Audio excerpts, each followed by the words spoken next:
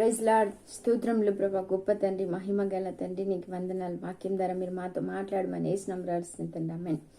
చదువుకుందాం. దాని వేర్లు లోతులకు పారి దేశమంతటా వ్యాపించెను. దాని నీడ గోడలను కప్పెను.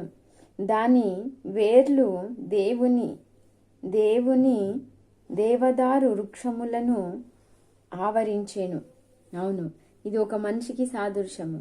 ఒక చెట్టు నీకు నాకు గుర్తు. మనము దేవునిలో ఎంతగా ఎదుగుతామో మనము అంతగా దేవునిలో ఫలిస్తాము.